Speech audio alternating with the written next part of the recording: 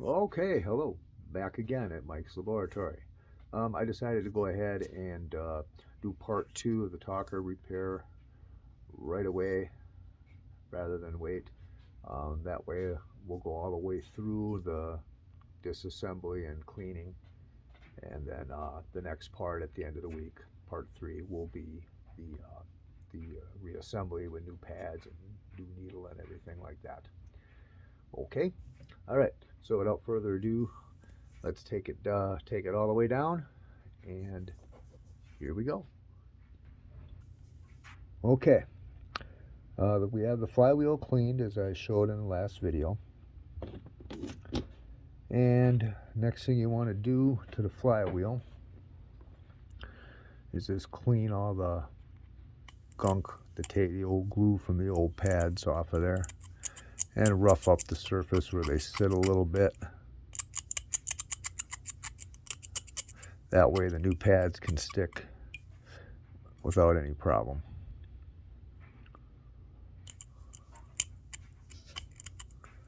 As you can see, I use an X-Acto blade for this, but you could use a regular pocket knife or hell, a screwdriver, whatever works for you. Okay. Also, check the condition of the gear. It is very common for there to be little dings and little dings here and there in the gear. As long as they ain't huge, and as long as they ain't as long as they aren't like big chunks missing, it's usually not a big deal. The other thing you want to check on this is this top part right here. This is the part that goes through the hole in the cover. You want to be sure that there's not a shitload of play in there. As you can see, it should be just a little bit, and you can tell by looking at this. Is it worn out? Hang on, let me get you something that is worn out. Let's see an example. Let's see here. Yeah, okay. See the difference? See how this black one's got a good bit of wear on it down there, and this one does not. If it's got wear in there, then the flywheel will want to rock back and forth as it spins, and that makes the voice sound kind of warbly, and in extreme cases, it can cause it to jam up and not spin at all. I don't know of any way of fixing those, but it's easy enough to replace the flywheel if you have one. Anyway, this one looks to be in pretty decent shape. Same with the bottom part here. This is the part that comes out through this hole right here underneath the spring. Same thing. A little bit of wear is okay, but not so much that it's excessively rocking back and forth in that little hole down there. Okay. Set your flywheel aside. And now we're going to disassemble the rest of this thing. There's not too much left to take off. However, this part is a bit sticky. Fiddly, as the Brits would call it. You see that little spring on there? It lets that move back and forth like that. What you want to do is grab hold of that spring right there with a pair of pliers and very carefully pull it out from underneath that tab. Take the tension off it and let it go. I want to leave that spring sit on that little brass pin. Next, again, being careful of the little spring so you don't lose it. Take a screwdriver and work underneath the plastic of the tone arm. Gently, carefully, pull it up. You might have to go from both sides. Sometimes you do, sometimes you don't. That pin is just a press fit in there. It'll pop right out with a minimal amount of pressure. Carefully take the tone arm and take it right out of there. I use a magnetic pan for this kind of stuff. Since the spring is made out of steel, I put it in the pan and it doesn't go nowhere. Don't lose that spring. I'll show you how to replace them with something else, but don't lose it if you can possibly help it. Okay. Now that we have that part off, you see all that gunk on the tape arm? And the tape arm rides, or the tape rides on the tape arm, and it tends to gather up a lot of junk underneath there. So take some alcohol, put it on a Q-tip, and clean off the tape arm. See all that crap that's coming off of there? Usually on the plastic ones it comes right off with alcohol. Sometimes on the metal ones you got to scrape it a little bit. But you want to get underneath there. Be careful of the tape. Very gently lift the tape up and stick your Q-tip underneath there. And clean off that groove underneath there that it rides on. Very careful while doing this. You do not want to tear or mess the tape up. You can see how much crap came off of there. Alright, I'm going to take my razor knife here and scrape shit off of here. Be careful, obviously. Do not cut the tape with your razor knife. The tape has to ride smoothly in the groove in the tape lift arm for things to work right. Get that all cleaned up.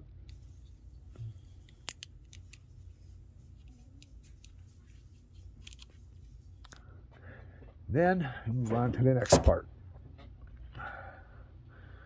The big green gear right here, you can see all that shit and stuff in the teeth. When the flywheel is put into its housing, the gear on the flywheel rides on this gear here. So they both got to be clean. So just like you clean the flywheel gear, take your toothbrush and clean this gear off.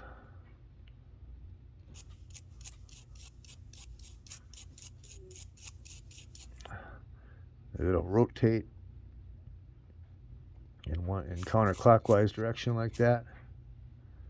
Just spin it and get all the crap out of the teeth. Inspect it as you're spinning it.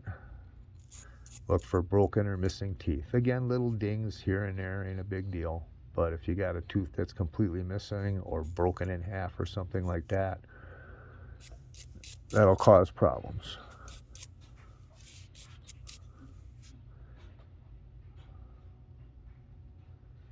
So inspect it. This one looks pretty good. Just a little dirt there.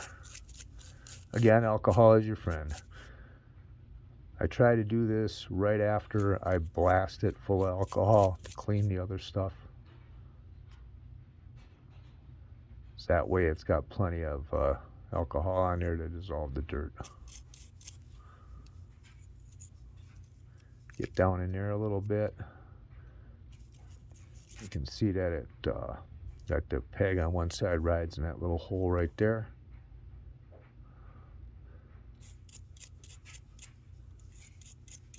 Okay. Again, take your Q-tip. Sometimes I find grease in various places. Some people use white lube on these things. Again, don't do that, please.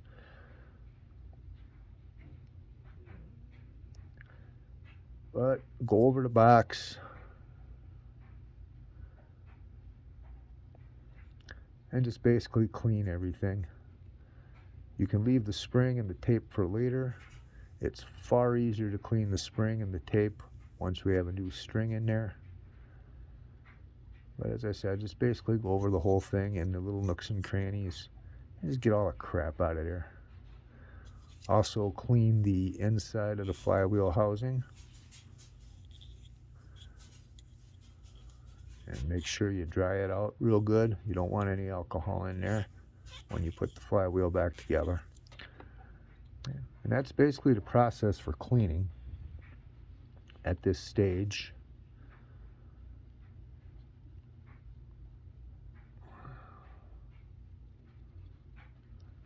All right, now that we got that far, and that's pretty much done for now, We'll take the tone arm, and we'll take a good hard look at it too. The needle should be pretty sharp. You should be able to poke yourself with it and make it hurt.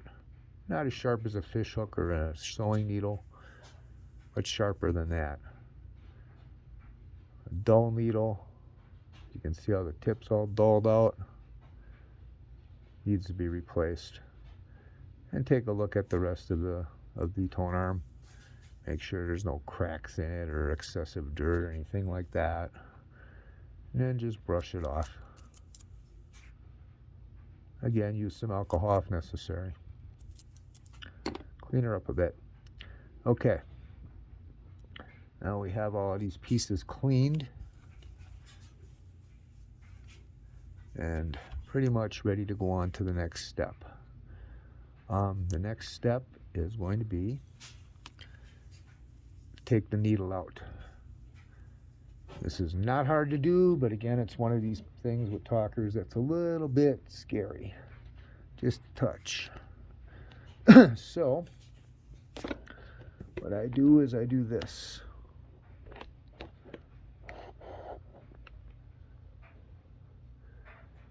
Take it, take the tone arm, just set it, the tip of the needle on there. It's just a press fit. So a very light tap or two will push the old needle out. There we go. As I said, it's just a press fit. Come on, focus. There we go.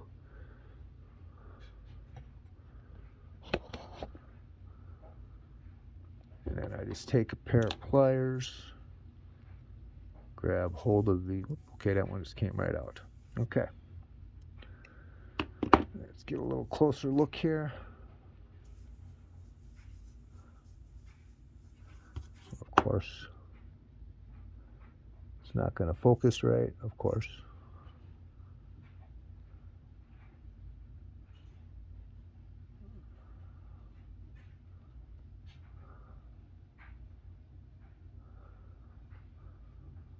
And let's do this.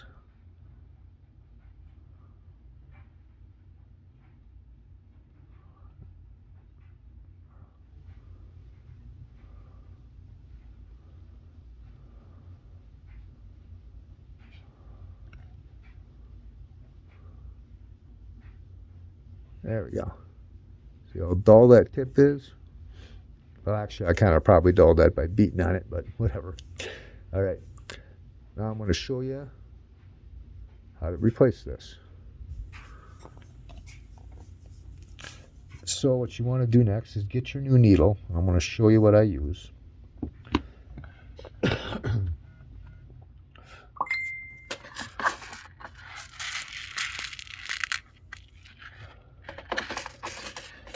This is a 78 RPM phonograph needle. I bought these like 200 of them online. I think it was eBay I got them off of. And they are not exactly the same, but close enough. Come on.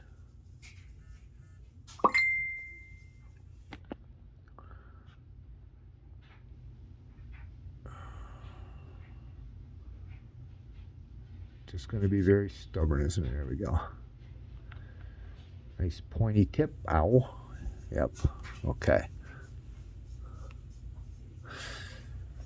All right. So, what I do is this.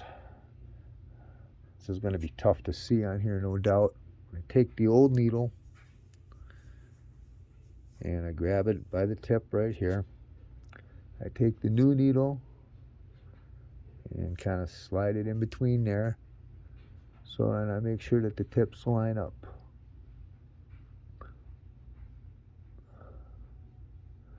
About like that. And I grab it, the tips like that.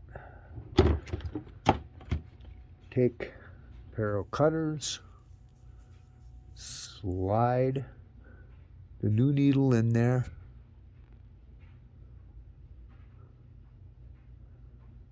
Get rid of the old one, hold the tip, and cut that sucker.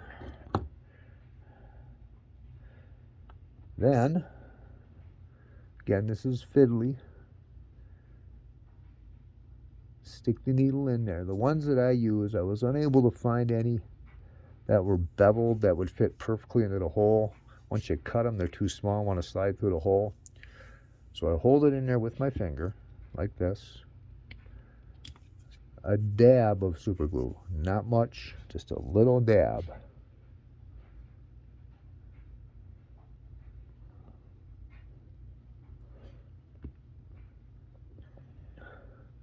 Then, basically it's a little bit of a waiting game. I hold the needle in place, making sure that it's straight as the glue dries. I found that if it's a little bit longer than it originally was, that's okay. But if you make it too long, then it'll jam up when it's trying to ride the grooves. I hope y'all could see that good. As I said, it's a fiddly process, but it does work and it works well. I'm going to put her on pause for a sec so I can hold this in place as the glue dries, and I'll be right back. Alright, glue is still drying, and I am just, as it dries, making sure that the needle is in there straight and doesn't slide out too far or up too much. Okay, glue is still drying on the needle. So while we're waiting for that to happen, we're going to put the new pads on the flywheel. I use these. These are from Walmart. They're the little pads you stick on the bottom of furniture legs so they don't tear up wood floors. Take one. Use a small pair of scissors. Cut it in half.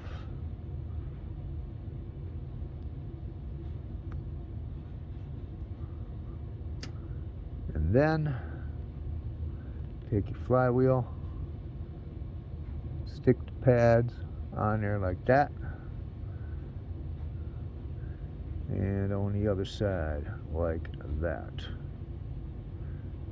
so they slide down into the grooves. There we go. And I take my scissors and cut off the ends that are hanging off.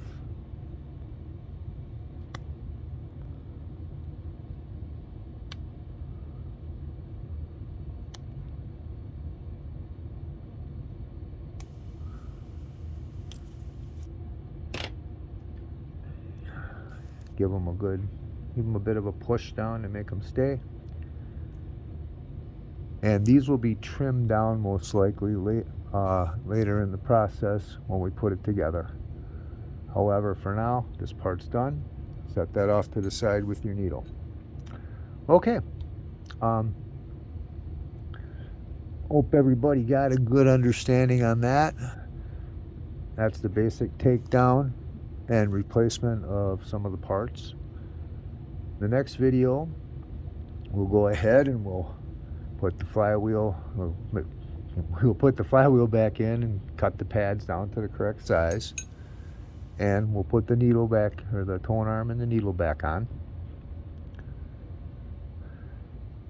and then after that we'll give it a little test run in the chest cavity again, see how it sounds, and then we'll move on to the replacement of the string and the cleaning of the tape and the ribbon spring. Okay, I hope this helped. I hope you guys enjoyed it, and